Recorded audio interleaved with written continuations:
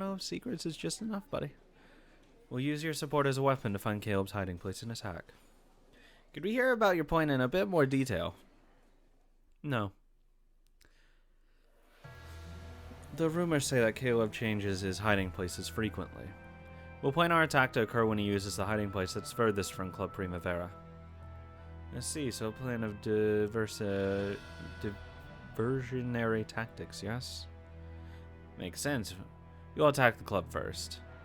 Club Primavera is a powerful symbol to us. It would be very natural for us to try and take it back. So there would be a slightly less danger of him guessing that it's a diversion. In that case, how will Caleb react? Well, it depends. He might come to us, he might not. Madame Amanda is in that club. She is Caleb's woman. That's right. Given what we know about Caleb's personality, I'm sure you'll come to take Amanda back in the club. The Caleb family is in decline, and Madame Rose is the main figurehead for a revolt against them. If he just sits around after the club's been taken, his high-ranking subordinates will take it as a sign that he doesn't have the strength to retake it. I mean, that would be a massive symbolic loss. It's like losing a capital. After that, they'll be aching to desert him. Caleb will have to retake it, not just for Amanda, but to preserve his union. More like a confederacy, honestly. Well, it wouldn't be a union. It's not equal. There's gonna be a lot of guards in Primavera to protect Amanda, right? Will you be able to capture it so easily? Those employed still have a favorable opinion of Madame Rose. I'm certain that all of them will assist in this plan. Plus, we know every corner of that club.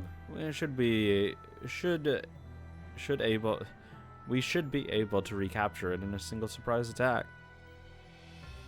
Once you recapture the club, Caleb will send reinforcements there. And we'll have those reinforcements trapped like rats. Trapped like rats? When they surround Club Primavera and start a gunfight, we'll have the police capture the whole lot of them. Ah, is that it? If we block all the main roads, we should be able to completely cut off support to Caleb himself, right? I see. By making the enemy focus on Primavera, Caleb will be isolated as a result. Caleb must be hiding out with only a few guards. If we cut off his reinforcements and get him trapped on his own, we can take him. The captain's assistance would be essential for us for such an operation. Even Caleb's best won't be able to just open fire on the American police. Got it. So we'll be able to handle things without any blood spilt. If a massive commotion broke out around the club, it would only be natural for the police to show up. There will be no need for the captain's involvement to become apparent. That rat trap will probably end peacefully, but Caleb's side is pretty likely to start a gunfight, don't you think? If he does, then he just incurs the wrath of the American military and it fucks any negotiations he could possibly have with them. It's our desire that gunshot fights be avoided within the city at all costs. Can't we push for a quiet, straightforward assassination? You already tried that, you dumb fuck, and you failed. Assassination would be a difficult prospect. You may not look it, but that man is extremely cautious. We already had the perfect opportunity. And it seems that someone has already ruined that one chance of catching him off his guard. Is that another Chinese joke? Not really that funny, you know. I'm also hoping to find for a quiet solution, but there's a good chance things will get messy. Particularly when you consider his right-hand man, Miguel. He's got a sharp nose. We probably won't be able to settle everything before he catches on. Our plan takes into account the possibility that force will be necessary to turn the situation. There will be 2 gun battles, one at Club Primavera, and one at Caleb's hideout. Good. The club is soundproof from the inside, so it won't turn into a disturbance unless something happens outside. Easy peasy. I'm glad that it's soundproof inside. You know what? That's the good shit. So whether this ends up as a visible disturbance or not depends on the American police. Ooh. Okay, I got it. We'll show you what a government office can do. Still, a gunfight with Caleb himself might happen anywhere for all we know. In other words, it would be a huge disturbance in the streets with plenty of onlookers. Distressed citizen just calls the police, you know, just how it works. What a pain. That's what the higher-ups were most afraid of. We'll do all that we possibly can, but that may be the one thing we can't resolve peacefully. If possible, we'd like to get your permission to do what is necessary. If it happens in the middle of the streets, this might even turn into World War III. No, it wouldn't. Who would come to their aid? They could cover up pretty much anything, as long as it could be explained away as a few punk burglars gone wild. However, they couldn't imagine how much resistance the Cale family might show if pushed against a wall. There was a very good chance that this would result in a lot of victims, making the incident impossible to conceal. This will require a decision made by GHQ itself. I'll leave that until later. I'd like to be notified on your timetable when the big day is supposed to be coming. Butler gave a rapid explanation in English to the officers behind him. Those people acknowledged his words, stood up, and left.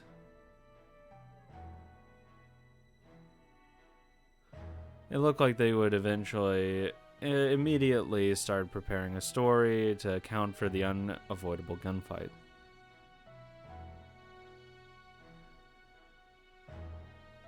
We'll support you as much as possible. Still, do all you can to make sure ordinary citizens don't get involved. No matter what happens, make sure it all stays inside his hiding place. That is what we intend to do. It seems there are many opportunities for Butler to shine. I'd better not sit on the sidelines any longer. Unless we can ascertain the location of Caleb's hiding place, this entire discussion is academic. Exactly. And that's in that in particular. Oh, what? Where we'd like your help. And that in particular. Oh, fuck. Oh, God. That word. Oh, fuck. Leave it to us, Leo. You may look forward to good news. God, my brain hurts now. The Chinese know the city well enough to shock you. Lee also turned around and gave rapid orders in Chinese. His subordinates nodded wordlessly and left at a quick pace. The war had finally begun. Now that the conference had ended, Rose's group stood up as well. We should go too. Yeah. Even ideals are no more than cheap talk unless you make them a reality. And to make our ideals come true. Oh, cool. Rich Bamboo Salon. Toy shop. Sure. Well, they do call it the toy shop. I thought it would be the basement of someplace that sells toys. Of course not. It's obviously a code name. What kind of toys?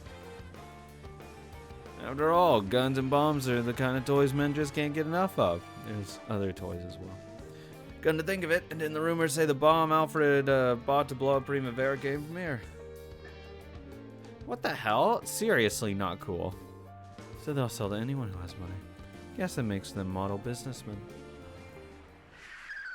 Wear a bra, please. Come this way. Come on in. Several large trucks were parked in the underground lot, which lay beneath the building of a dimly lit street that Lee had guided them to. What appeared to be several dignified Chinese merchants welcomed Lee with a silent bow. We have all sorts of weapons available here, and I'm certain you'll find something to your liking. Ooh, no way, they're all brand new. There's a line of weapon boxes in front of the truck's beds, with all sorts of handguns, machine guns, and grenades on display. Hell yeah, baby. It was like a weapon shop bargain sale. Cyrus's eyes glittered like a little kid's. Wow, I love stuff like this. These guns certainly do have a mafia written all over them. See, it's right here. Meryl picked up a submachine gun with a drum magazine. It's always been a mystery, but just where in her slender body does she get the strength to lift up that giant hunk of metal? All right in the fucking tips. Oh, Meryl, you got good eyes. That's an M1928 with the drum magazine. That's not new at all. The American Monster, they'll empty its 100 round drum, and if you just hold the trigger down for 10 seconds.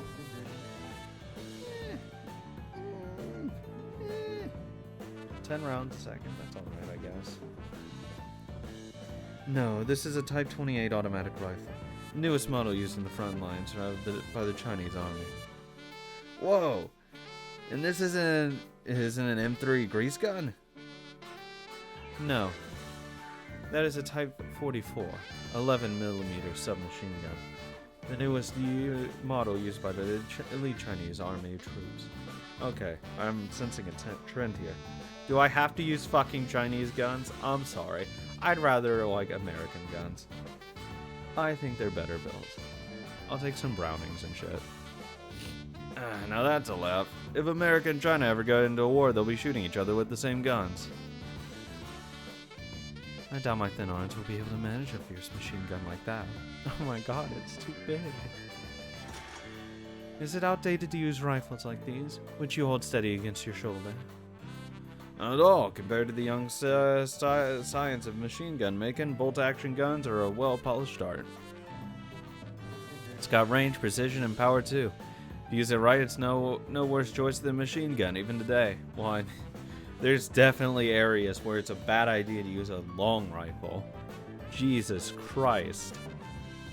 Bolt-action long rifle? Oh god, if you're anywhere near or anywhere closer than 100 meters, you're fucked, dude.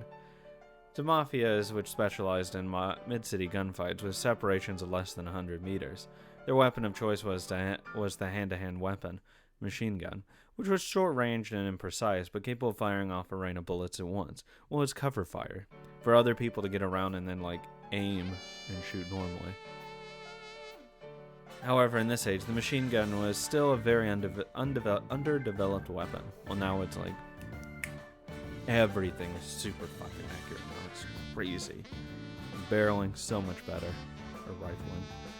It was still a long way from surpassing the bolt-action rifle, whose strong points had been technically refined during its long history.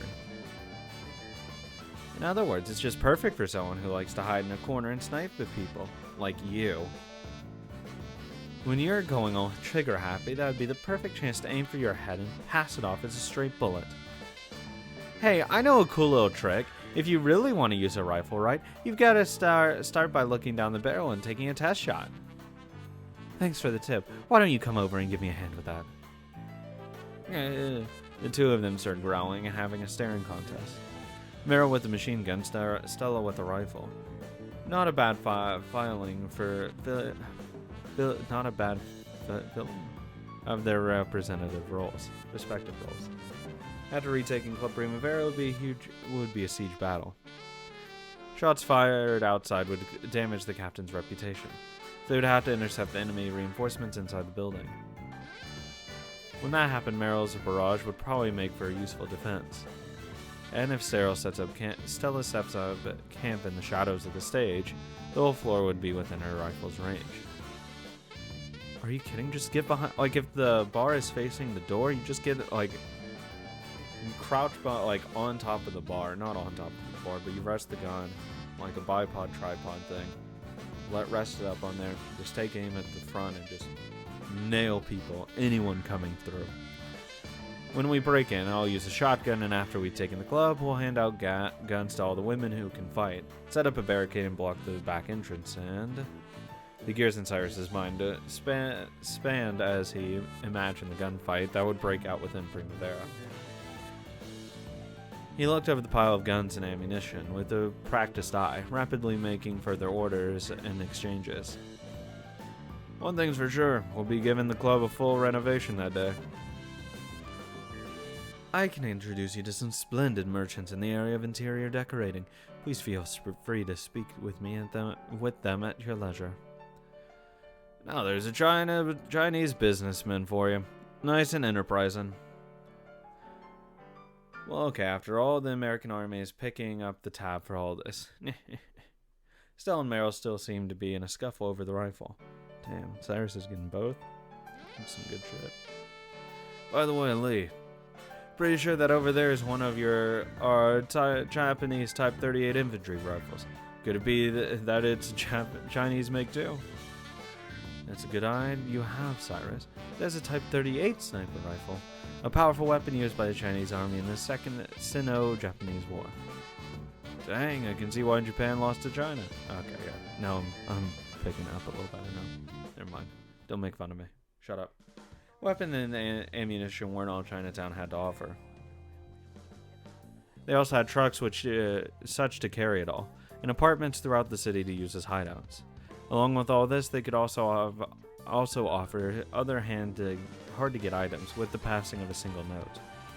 Cyrus and the others can help but feel the advantages of Chinatown's backing. I mean, we can't get, like, suppressors and shit. Well, it would make it a little more accurate.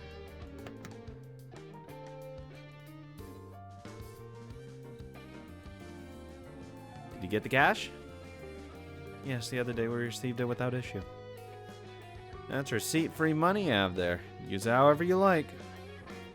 Also, I've set up a temporary account for your war funds. I'll transfer more money into that soon. We are deeply grateful for your assistance, Captain. That money could be used for strategies requiring weapons and cars, and could also be used to buy information or bribe leaders in the enemy camp. They're all things that couldn't be done with bullets. In a criminal underworld battle, wealth talked just as loudly as force.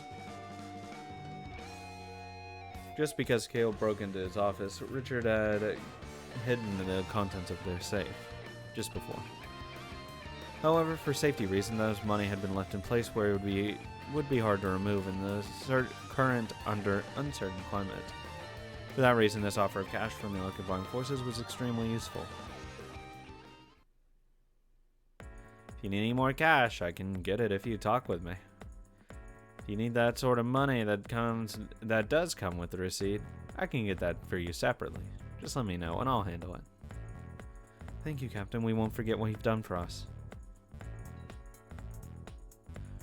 Of course. We'll be expecting a big payoff in this investment. Okay. Is everything else going smoothly? Are you getting your weapons all right? We have already made arrangements with Lee regarding the matter. Cyrus is handling that side, so I doubt there will be any problems. Any clues as to where Caleb's hiding? Leo's group is planning to make contact with a powerful leading member of the Caleb family. Of course, we used Lee's information to choose a person very likely to lend an ear to our offer. Yeah, but we gotta be careful with that. Not bad. Still, those Chinatown guys are pretty slick. Just saying this out of goodwill, but make sure you don't get too close to that Lee man, okay? It's rare for you to say something like that, Captain. No, that's not what I meant. It's possible you even think of that guy as a friend, but he's a fucking snake. You're right. He really is a friend and Richard's business partner. I'm sure he'll remain invaluable to Primavera in the future. However, that friendship is a personal feeling of my part, and won't get in the way of my decisions as Primavera's madam.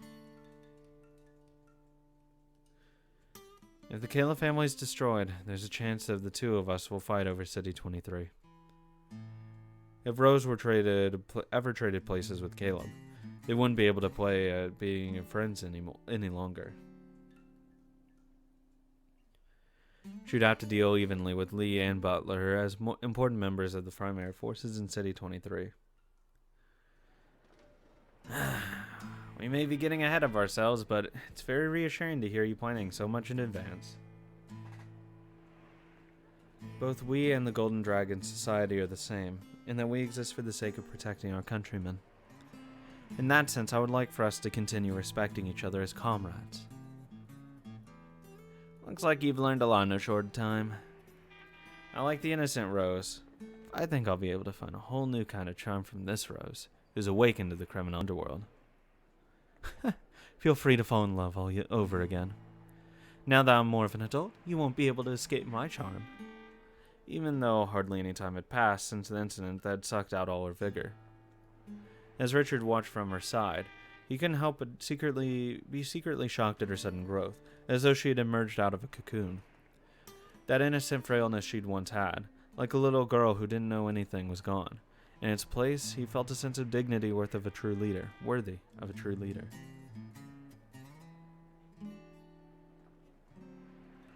He felt as though he was witnessing the moment of a girl growing into an adult. A thought popped into Richard's mind. When Rose had been a girl, she had been innocent and ignorant of sin, which made her powerless and unwilling to get her hands dirty. Wasn't she a perfect symbol of the Japanese people, unable to resolve themselves to do anything, and tossed about by the times they lived in? And now she had gained determination to act for the future of her countrymen, and was rising up. Rose, rise up here. Though our pathetic countrymen have always been powerlessly and irresolutely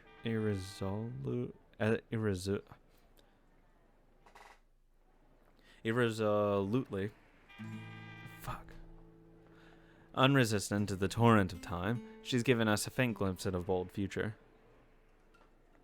I'm close enough, okay? Richard thought he could entrust the future to a person like this. She may still be far from reliable, but one day, it might go well. I've been making preparations to deal with the outbreak of gunfights. The Director General is pushing a massive anti-crime campaign down at the GHQ with the goal of emphasizing to the people that public order is being maintained. It's not. A certain Chinese army-controlled city is making arrangements to round up a whole criminal organization, so we're planning to sync up with that. If it goes well, we should be able to manage something in the span of a single night. If we could get the GHQ's permission, we've got nothing left to fear. Now we just have to step into the fight and take our victory. The occupying forces were able to supply them with more than just money and a guest house. Unless they arranged things before with the MPs and the police, those people might butt in during an important fight and let the enemy slip away. It was vitally important for the ruler of the city to get permission for this fight before it began. By getting that, they were steadily making progress towards checkmating the king called Caleb. But it has to be a total checkmate. It can't just be like a little bullshit one. Gotta go all the way. You can't let him have any wiggle room at all. He's a fucking snake and a rat. If there's a tiny fucking pinhole of a way to escape, he will. He'll shed that skin and get the fuck out of there. Gotta have a bullet in the head. Cut his head off to make sure he's fucking dead. The flashy pleasure district wasn't filled with clubs and ladies of the evening alone. If there was another pleasure on the same level, it was gambling. Fuck yeah, it is. People grasped the small, crumpled bundles of bills they had earned by the sweat of their brows, and trusted their fate to the cards and the roulette. Always trust the cards. Those always are the best. The sweet taste of rarely granted victory let them feel like minor rich people for a brief span. That was the main source of nourishment for those who came here regularly. However, that only happened rarely, and most of the time those who came here ended up blowing their daily wages. Even those daily wages added up to a hefty sum. They were lost by a great number of people every day. In the world of the night, this gambling spot that called itself a salon probably had the same power as Club Primavera. And we didn't have our hands in it? Even this once bustling shop that had lost most of its customers, now that Caleb had laid waste to the city. The very back of this deserted building, there was a place called the VIP room. It was called that. The room was also used to isolate troublesome customers, so it might as well have been called the trouble room. And in that room, the biggest sort of trouble had arrived. Leo was lounging about on the VIP room sofa. Wayne had his back against the wall and was glaring about, determined not to draw up his guard in any way. Across from them sat a man in a fine suit who looked like a boss and a large group of glaring bodyguards. I'm surprised you managed to show up here openly. Yep, looks like you're just like the rumors say. Leo Shishigami. Admit it, you're surprised to find I'm even more attractive than the rumors. True. That's right, even better than the rumors. When Leo took out a cigarette, the boss took out a gold-colored lighter and lit it. The boss was surprisingly young and looked more highbrow than you'd expect from someone working in the mafia. For the mafia. His name was James Tomitake. After Alfred disappeared, he was the man with the second most influence after Caleb. The bosses of other forces in the city, who felt antagonistic towards Caleb with his sudden expansion of power, once considered uniting under this man. However, after taking a composed look at the power balance in City 23, James had chosen to surrender to Caleb fairly early on. Because of that, the anti-Caleb forces were unable to unite, and they all ended up resisting on their own and being crushed on their own. It was even rumored that Caleb only managed to unite the underworld in a few short weeks because this man supported him. Thanks, James. At first, Caleb was apparently ready to enter all-out war with James, considering him to be the greatest roadblock to uniting City 23. However, since James had given in so easily, some people were now calling him a mere coward who made money off of amateur gamblers. Better than extortion. Hey, watch how you talk to the boss. I don't mind. There's plenty of people out there who call me a coward. That's a fact. But it isn't true. If you were a mafia man, then you might be considered a coward. That's not what you are. Nice place of business you got here. I like the style too. After all, it's a pretty well-known social meeting spot for rich gentlemen and ladies in City 23. Thanks for the sentiment. However, that's a tale of the past now. Because all the rich gentlemen ran away from the city. Now that the city's full of poor people and no one else, how could anyone do business? I believe gambling is a game for people who are well off and have money to spare. It's not something I'd like to offer to poor people with bloodshot eyes betting their food money on the roulette. Sadly, that's a lot what gambling is, though. A lot of fucking poor people go and gamble because it's literally what they have to do. It'll hopefully, like a fucking dream. Bring poor people to the roulette table is something the mafia would do. You're different. That's why it isn't right to call you a coward. Then just what am I? A gambler. You aren't a man who bets his food money with bloodshot eyes. You're a cool customer who always knows when to fight and when to walk away.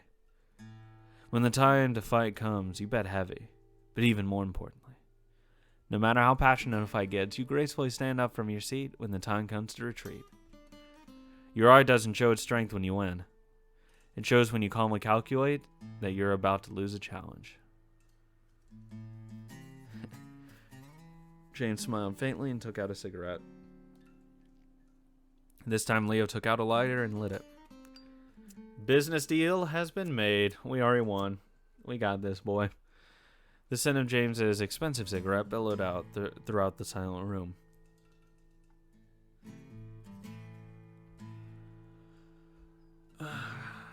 So what is it you've come to talk to me about? I'd like to invite you to take part in a gentleman's gamble.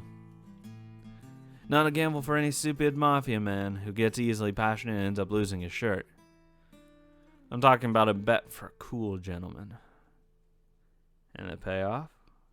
That depends on how much you bet, just like all gambles in our world. The more you bet, the quicker you place that bet, the bigger the payoff. I never join in on a game on the spur of the moment. I prefer to watch and listen until I've satisfied myself before joining. Sure, observing's a fun way to enjoy a gamble after all. We'll contact you again before long. If you're interested in our gamble, feel free to join in whenever you like. Are you sure, Leo? We don't have time for it. It's okay. Getting to read our cards is a fine way to enjoy gambling, too. Isn't that right, James? So you're trying to judge my eye for a bet. You do make things interesting. Leo rose from his seat. Apparently he wasn't planning to drag out a hasty answer. Wayne didn't seem entirely convinced, but he had to obey and believe that Leo's decision was right. Leo, can you tell me one last thing? You want to know my favorite bus size? Let's say for a moment that you do win our game. What sort of payback is there for you? That's simple enough. Leo stopped, turned around, then winked and grinned. We're gonna strike a jackpot in this city.